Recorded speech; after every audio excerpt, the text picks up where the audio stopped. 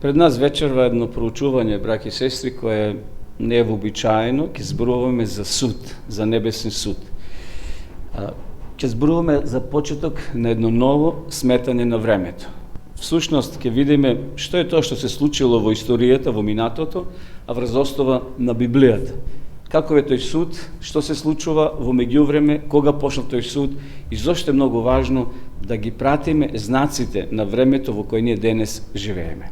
Ако ги отвориме дневните вестници, нема да бидеме изненадени, бидејќи Библијата многу одамна тоа го предвидела и го кажала уште пред 2000 години. Денеска постојат војни во светот. Подосна ќе видиме дека постоеле две световни војни, тоа се познате до историјата, Првата и Втората светска војна. Што да кажеме за тероризмот? На секој ќоше вребат терористи. Може да бидат облечени во обични работнички алишта терористот, може да биде господин, може да биде таксист, работник, доктор, лекар, полицаец, војник. Воопшто нема знаци дека тој е терорист кој ќе го видим. Значи, секој човек може да биде потенцијален терорист.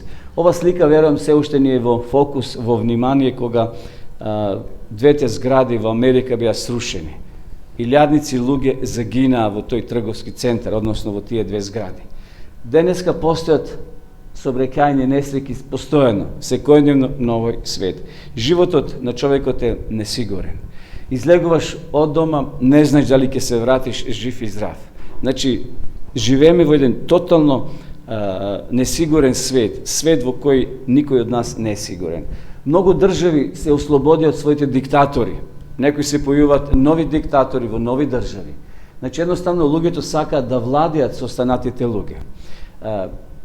Нуклеарни војни или боеви кои денеска се повеќе произведуваат боево оружје.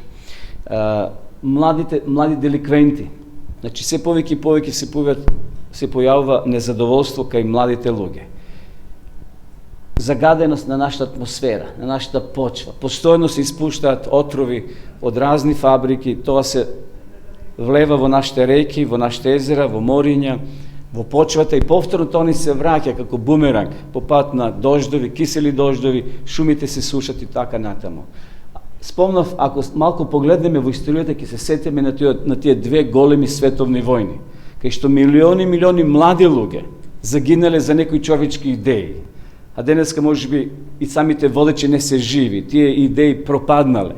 Се појавиле нови водачи, нови насуки, нови планови, но тие своите животи ги положиле на олтар, односно за својата татковина. Некои милом, а некои биле можеби силом мобилизирани. Злоупотреба на дрогата. Се повеќе и повеќе во некои држави се одобрува употребата на таа така наречена лесна дрога. Дајте луѓето бидат задоволни на тој начин, бидејќи сите се повикуваат на човековата слобода. Човекот е слободен и може да користи што сака. Сексуално злословување на нашите деца. Се повеќе и повеќе имаме примери во светот кај што мали деца, млади деца, девојчиња или момчиња сексуално се злословуваат. Навистина, она што Библијата го кажала, дословно се исполнува. Што да кажеме за побачај? Многу мајки сакаат да се ослободат од своите деца, од своите чеда. Можеби тоа се повеќе и повеќе зема замах и во нашата земја. Дали некогаш неправдата и насилството ќе бидат наплатени? Сите ние се почувствувале неправда во нашиот живот, почитувани. Можеби во подсвеста на човекот сака освета. И некои тоа го прават, на жалост, иако тоа не е исправно. Знаеме дека неправдата само Бог ќе оствари и ќе исправи еден ден кога тој ќе дојде.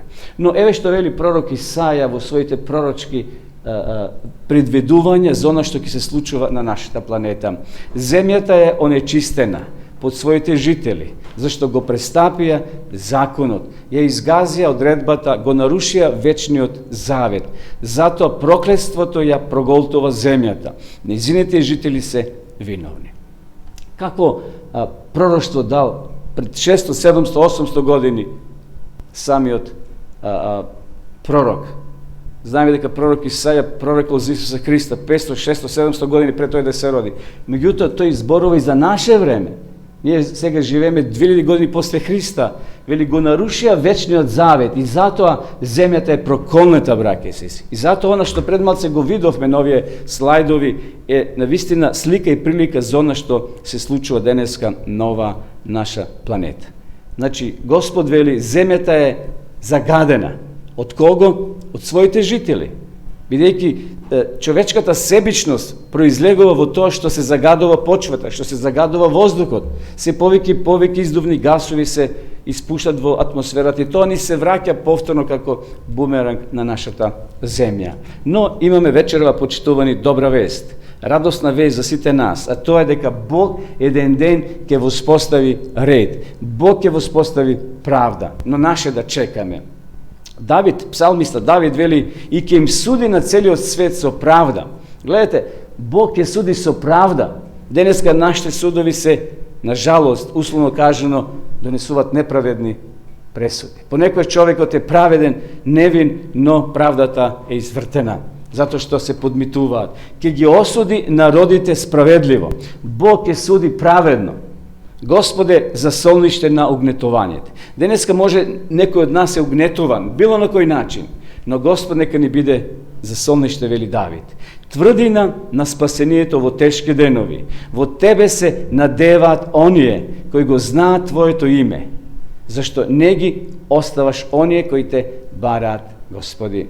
Зашто определил ден кој ќе му суди праведно на целиот свет, преку човекот кој го определил за тоа, давајќи им на сите уверување со тоа што го воскресна од мртвите. Овде апостол Лука алудира, укажува дека Исус Христос е тоа. Тој еден ден ќе им суди праведно на сите луѓе, зашто зборува за оној кој воскреснал од мртвите, а тоа е секако нашиот Спасител Исус Христос. Значи, браќи и сестри, ние вечера зборуваме за судот. Оној суд кој ќе биде праведен, оној суд кој ќе биде навистина неподмитлив, никој нема право и ти можност да го подмити Бога. И затоа Бог ќе суди според правдата. Ајде читаме во Малахија неколку текстови кои исто така ќе ја доближат ова слика за која вечерва зборуваме. Малахија 3 глава од 16 до 18 вака вели: но кога разговарат оние кои се плашат од Бога, Господ внимава. Гледате што вели Малахија. Ако ние кои се боиме од Бога, кои го почитуваме, разговараме, вели Господ внимава на нив. Ги слуша и тоа се запишува пред него во спомен на книгата. Знаете, постојат 3 книги на небото. Книга на добрите дела, ова што е, неле, за спомен, книга на мртвите и книга на живите. Ево, ова е книга за спомен, јас овде сум напишал од страна на самата Библија, и тоа го кажува и пророк Малахија. Вели, Господ внимава, ги слуша и тоа се запишува пред него во спомен, книга во полза на оние кои се бојат од Господа и кои го почитуваат неговото име. Мој ќе бидат, моја печалба, говори Господ над воинствата, во денот што го подготувам, ќе им бидам милостив, како што таткото му е милостив на синот кој му служи. И на крајот вели, и тогаш пак ќе го разликувате праведникот од грешникот, оној кој му служи на Бога од оној кој не му служи. Денеска не може да ги разликуваме така лесно луѓето, зашто луѓето некои се преправаат. Меѓутоа овде вели Господ, јас таквите дела, таквите луѓе или делата на таквите луѓе ги запишам во книгата на споменот и нема да ги заборавам. Наистина, зошто Бог води книги на небото, браќи и сестри? Спомнавме 3 книги. Ево овде едната од тие книга за спомен. Зошто Бог води книга? Секако, Бог нема грамофонска плоча горе, како што порано имавме и сегали некој мобилни или некој друг начин на снимање на разговори и на нашите дела или мисли. Но Бог има уште подобри методи за запишување на она што се случува овде на ова земја. Зошто Бог води книги? Се работи за послушност на луѓето, понатаму, како што вели Јаков, да се докаже неговата праведност и да се отврлат приметбите кои погрешно го прикажуваат неговиот карактер. Знаеме дека сатаната постојано го оптужува Бога пред целата вселена и пред сите луѓе, дека Бог е неправеден. И затоа Бог ќе дозволи да дојде суд, да се одбрани неговиот карактер. Но ние ако се повикуваме на Христовата правда, Бог тогаш и нас ќе не оправда пред целата вселена. Зато што не сака и озбилно мисли на нас. Затоа Бог води педантна, целосна анализа, да кажем, на се оно што се случува на оваа земја. Читавме пред малце. И тогаш пак ќе го разликувате праведникот од грешникот, оној кој му служи на Бога од оној кој не му служи. Значи еден ден ќе дојде разлика. Ќе се види разликата помеѓу оние кои му служат на Господа и оние кои не му служат. Тоа е Малахијиното охрабрување што пред малце го читавме. Понатаму Исус вели: но не радувајте се на тоа дека духовите ви се покоруваат. Туку зошто да се радуваме? Еве го одговорот. Дека вашите имења се запишани на небесата. Секако тој е синоним за она што се случува горе. Постојат небесни книги, браќа и сестри. И според тие книги, според тие записи што е запишано во нив, Бог ќе донесе конечна одлука за секого од нас. И сега прашање: кога Бог ќе воспостави совршена праведност? Знаеме дека денеска нема правда на оваа земја. Понекогаш неправдата исплива на површина и доминира. Но Бог еден ден, кој ќе дојде, ќе донесе вистинска праведност.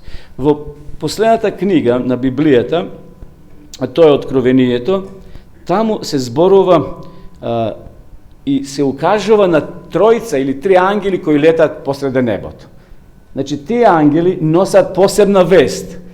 Еве овде во тие ромни, во тие свитоци, символичко, така уметникот го замислил, го нацртал, според она што го читаме во Откровението, тие носат итна, важна вест за ова наша планета, за ова наша земја. Ајде да проучиме само еден дел од ова вест која ангелите ја носат. Изборуваше со силен глас: бојте се од Бога и подајте му слава. Зошто тоа да го правиме? Текстот вели: зашто дојде часот на неговиот суд. Овде за прв пат вечерва го наоѓаме зборчето суд. Дојде часот на неговиот суд и поклонете му се на оној кој го создал небото, земјата, морето и водните извори. Гледате, основата на Божиот суд ќе биде законот Господов. Значи, основа на Божиот суд ќе бидат неговите заповеди.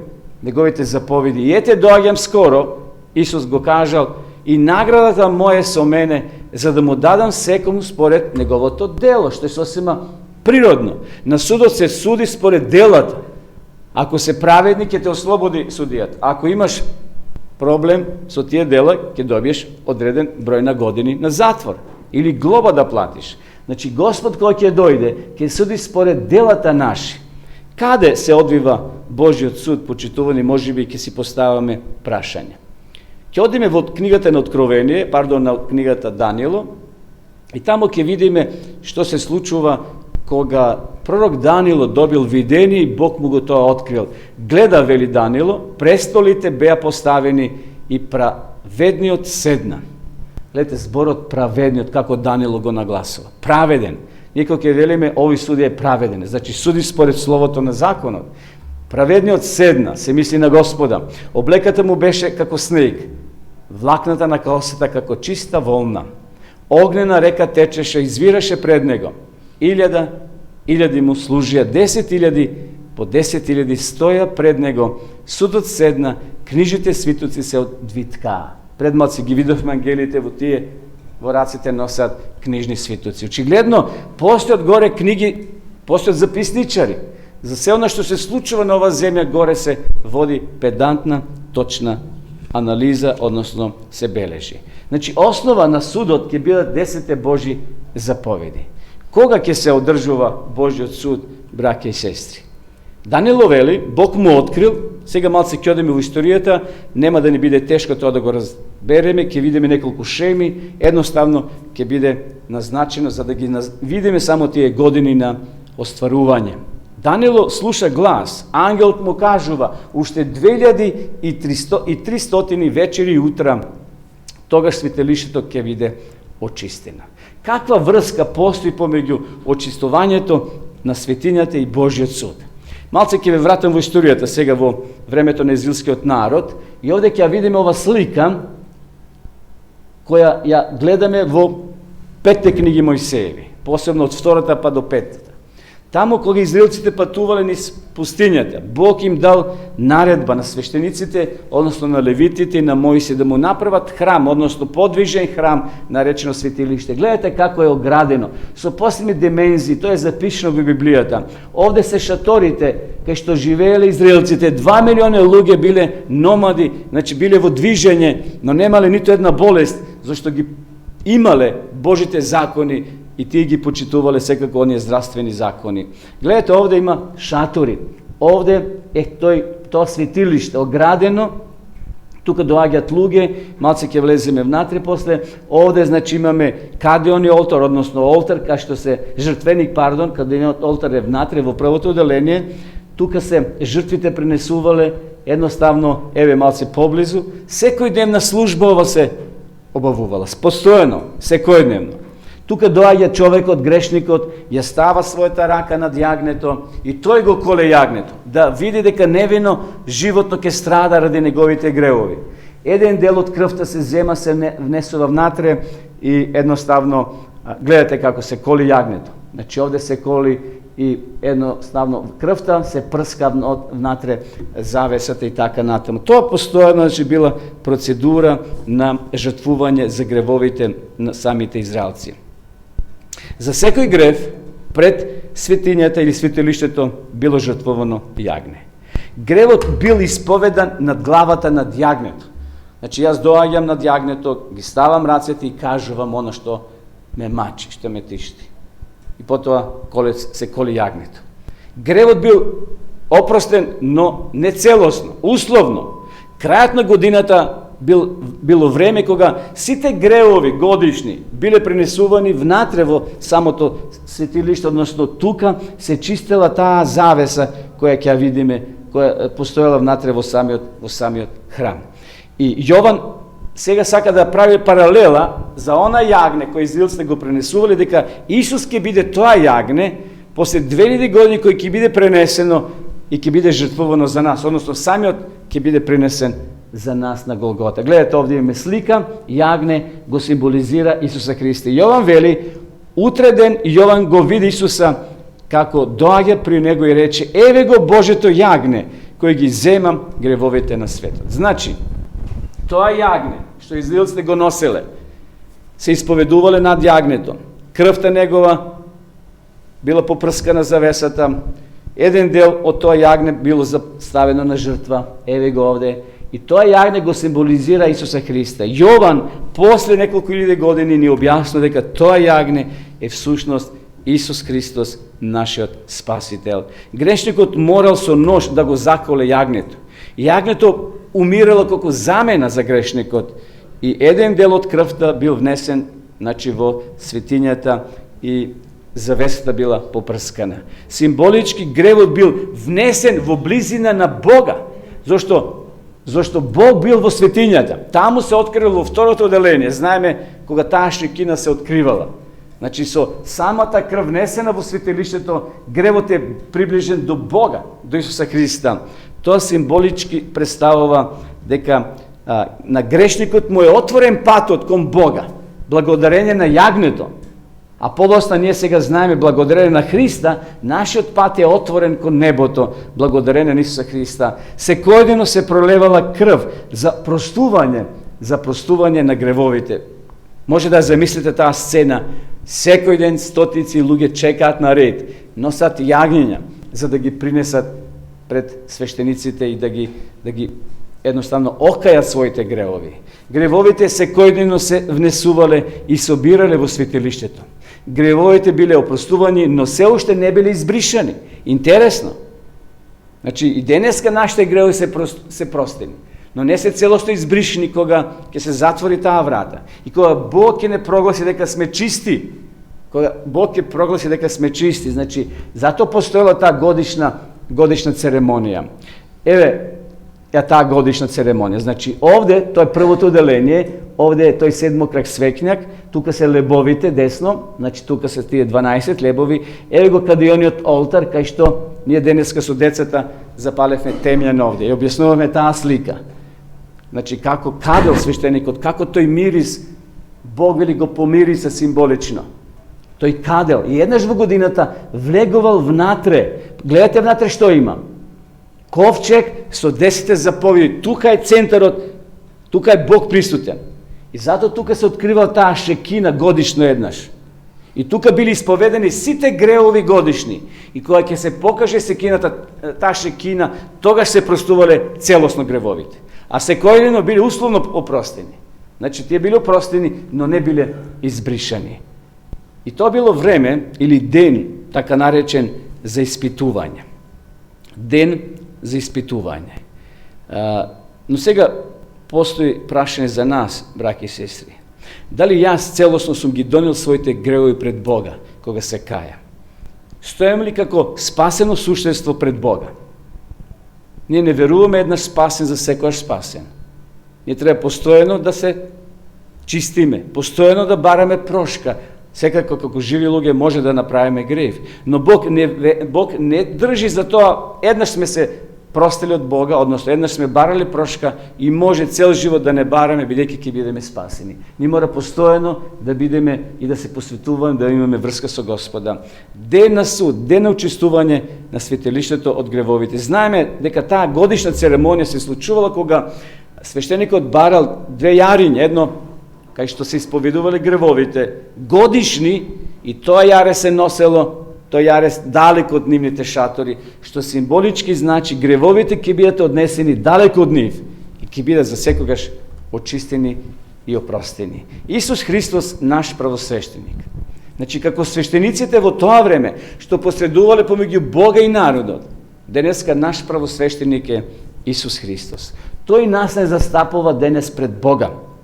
Ги простува нашите гревови, остварува помирување, праведност и ги чисти нашите гревови во небесното светилиште. Значи, таа слика што Мојсей ја добил од Бога да направи светилиште, ја има горе и на небото. Секако горе не се пренесуваат буквално јагниња и жртви, меѓутоа сепак една слика, прилика Бог ја дал на Мојсей да нам денес биде јасно дека Исус Христос е наш посредник, дека тој ќе биде тоа јагне символично кој ќе го даде својот живот. И сега многу важно прашање за нас денеска. Кога почнал тој суд или кога почнува тој суд? Еве што кажува Даниело, пред малку го читавме тој текст. Уште 2300 вечери и утра, тогаш светилиштето ќе биде очистено. Значи, во старо време светилиштето се чистило еднаш во годината. Сега, за кое светилиште? Зашто станало збор овде? Даниело ќе ни каже. Чув човечки глас, како вика од среде улај, тој река, Гаврило, објасни ми го тоа привидение. Тој тргна онаму, каде што стоев, и кога ми се приближи, ме опфати страв и паднав на лице. Не му било лесно на Даниело, кога виделе на таква слика, такви бројки, бил збунет.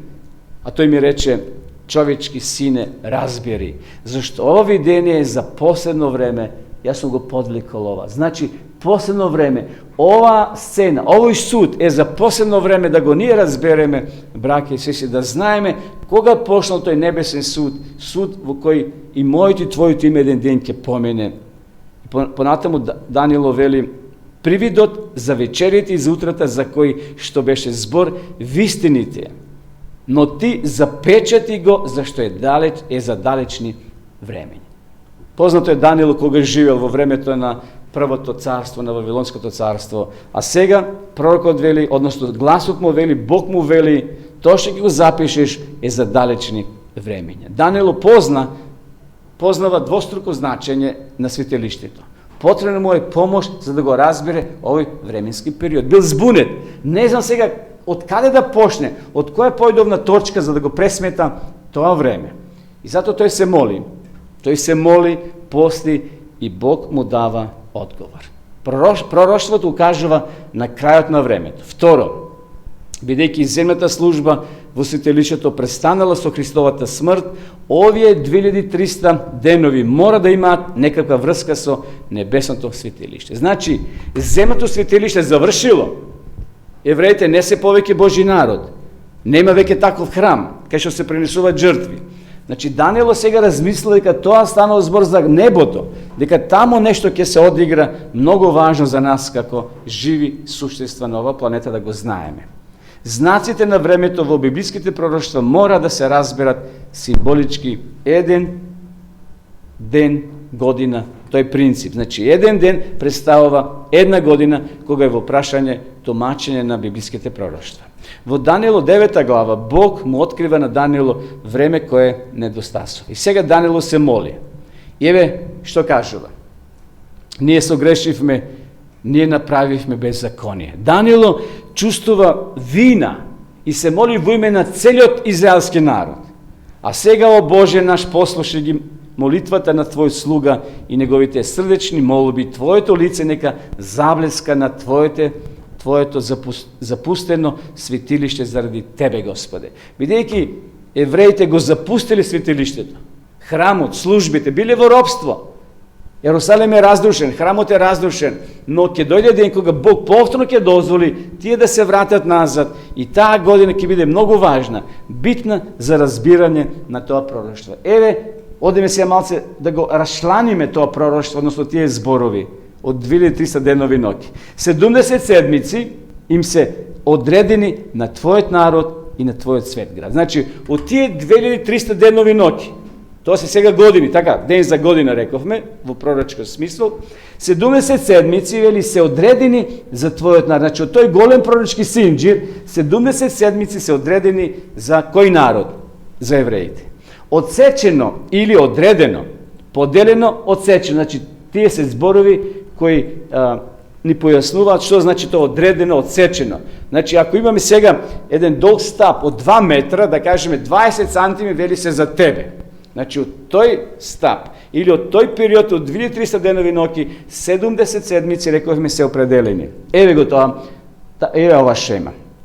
Значи, 2300 години. Ова е периодот од тука до тука. Гледате, немаме години, но подосна ќе ги откриеме. 70 седмици или недели се одредени за Божиот народ, за израелците. И ако тие 70 седмици, колку денови има, ги помножиме, доаѓаме до 490 години. Значи 490 години се одредени, се определени за израелците и тука мора да направат некои работи, што се запишени дословно во самата книга. Значи ако одвоиме 490 години од 2300 години, доаѓаме до 1810 година. Тоа е веќе во нашата ера. Значи во нашата ера. И овде се случува опростување и очистување. Значи, едноставно, тоа е тоа шема која ни го укажува. Исус Христос е тоа јагне, рековме, спасител. Христос значи спасител. Правосвещеник и судија. Интересно, Исус ќе биде и правосвещеник, но тој и судија и Господ кој ќе дојде нова земја. Даниел понатаму вели, знај и разбери.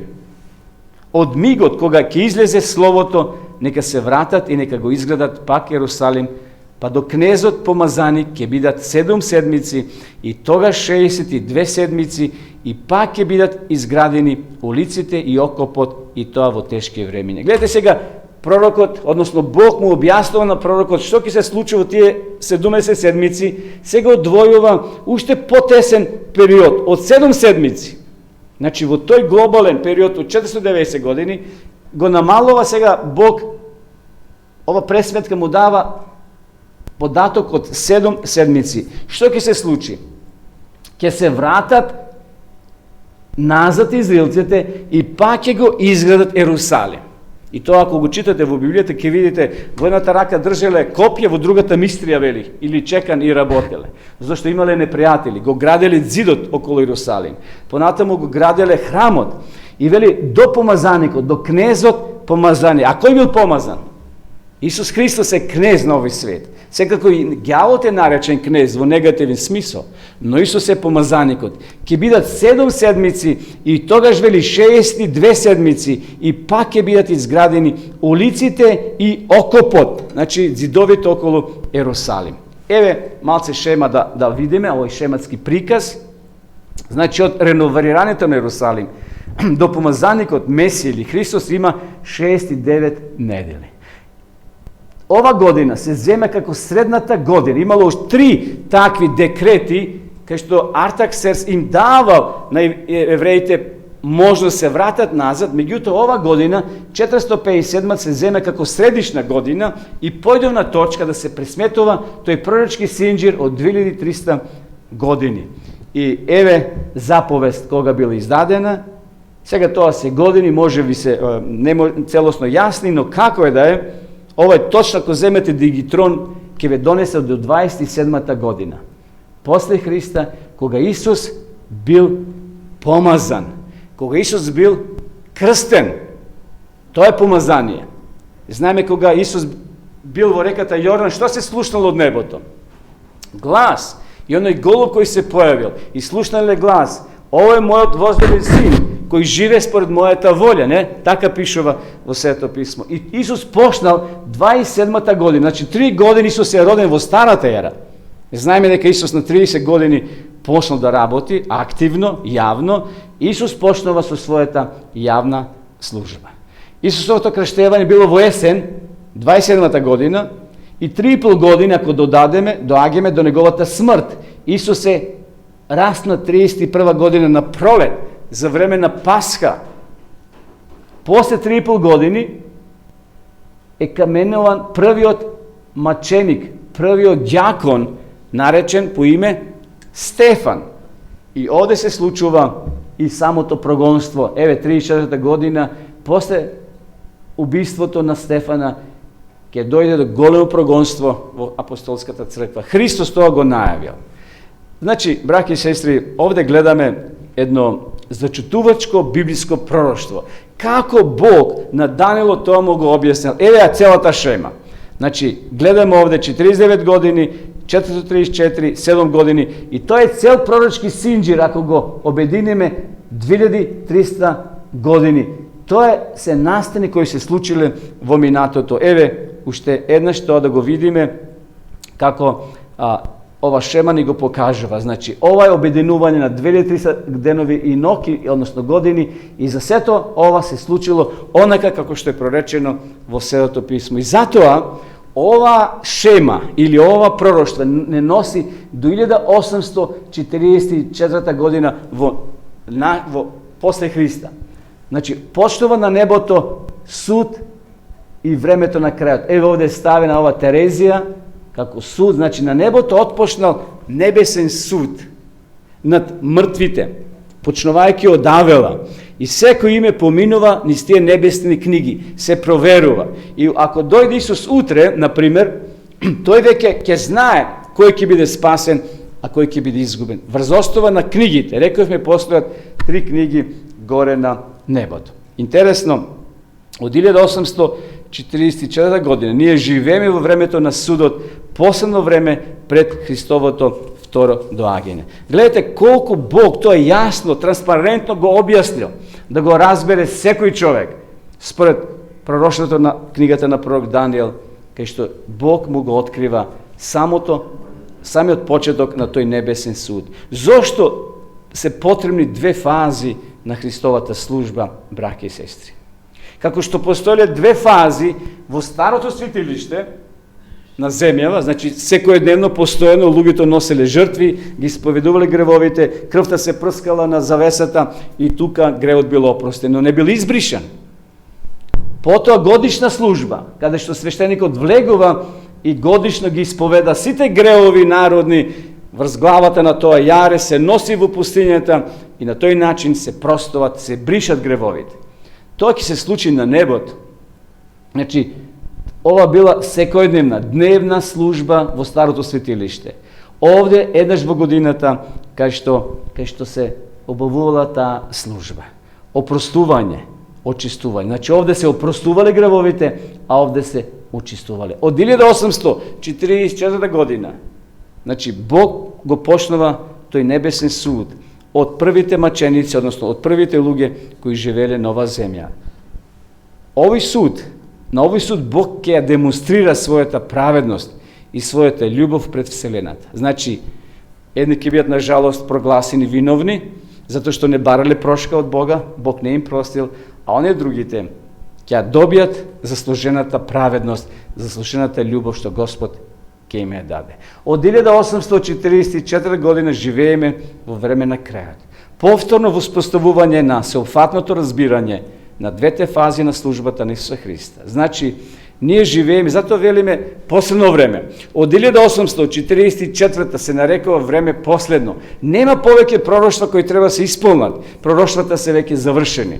Ние живееме на самата граница, на самата ивица пред Христовото второ доаѓање.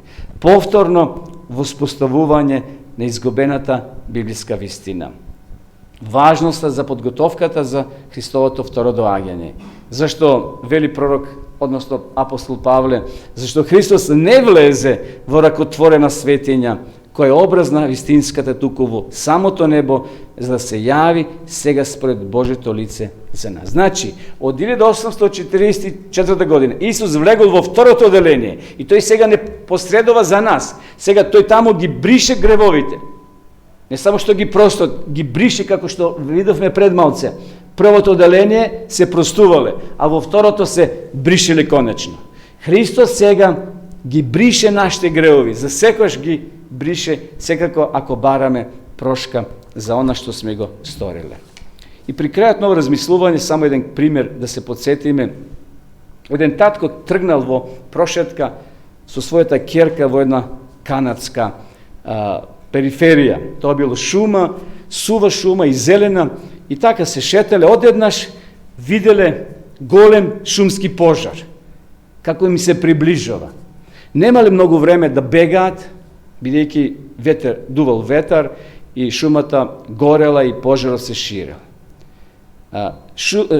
Пожарот се ширил со таква голема брзина што немале можност да побегне. Сеќавате лани во Грција што се случи близу Атина. Многу луѓе тргнале да бегаат и пламенот од сите страни ги опфати и беа запалени и изгорија. Некои се фрлаа дури во морето и така натаму само да спасат живот. И се вели во пример да се бега било бесмислено. Но таткото се сетил. Зел една хартија која нашол, отишол таму кај што бил пожарот, зел оган и отишле на 100 метра длабоко во шумата, кај што исто така постоело трева. Ја запалил тревата и изгорела неколку квадрати. И таа се угаснела, бидејќи едноставно немало што да гори понатаму, и тие застанале внатре, да кажеме, ако ова е изгорената трева или изгореното подрачје, застанале внатре. Кога ветерот дувнал и кога оганот се прошил, другиот немало кај да се шири, зашто веќе била тревата пред време изгорена и така се спасиле. На тој начин останале во живот. Девојчето, кој било целосно во страв, почнало да се качува по грбот на својот татко. Барајки помош, се качувало по грбот, а тој чврсто ја држал за себе и ја храбрел и рекол: оганот не ни може ништо, ќерко, зашто ние стоиме на тло, каде што веќе оганот поминал. Браќи и сестри, ништо не ни може гревот, ништо не ни може сатаната, ако ние сме на сигурно место, кај што веќе поминал оганот, кај што веќе поминал Христос. Исус тоа место го прогласил дека е чисто, дека е безбедно. Исус вели: јас сум пат, вистина и живот. Колку огонот да доаѓа, колку ни пријателот да пука и сака да не уништи, не ни може ништо, зашто тука е Исус. Тој поминал со својот живот, тој го дал својот живот, ја пролил својата крв за тебе и за мене. Времето на светската историја полека истекнува, како овој песочен часовник. Полека песокта, но сигурно тече и наскоро ќе истече. Наскоро ќе дојде крај. Ние живееме во времето на милоста. Во последно време, од која година беше тоа? Од 1844. Тоа е време на милост. Време последно. Не знаеме кога Исус може да дојде. Христос е нашиот спасител, но тој е секако и наш судија. Но колку е важно да имаш пријател судија. Не дека ќе те помилува под мито и ако си неправеден ќе те оправда. Не, ако ние сме сгрешили, а сме се покаеле, тогаш Исус ќе не брани. Тогаш Исус ќе не застапува. Тогаш Исус ќе каже: мојата крв, Оче, мојот живот нека го оправда тоа дете зашто се покаяло и живело според мојата волја. Ако сакаме да успееме, браќа и сестри, во нашиот живот, потребен ни е Исус. Исус кој висел на крстот, Исус кој го положил својот живот за тебе и за мене. Христовата рака се уште е отворена. Христовата рака е се уште испружена.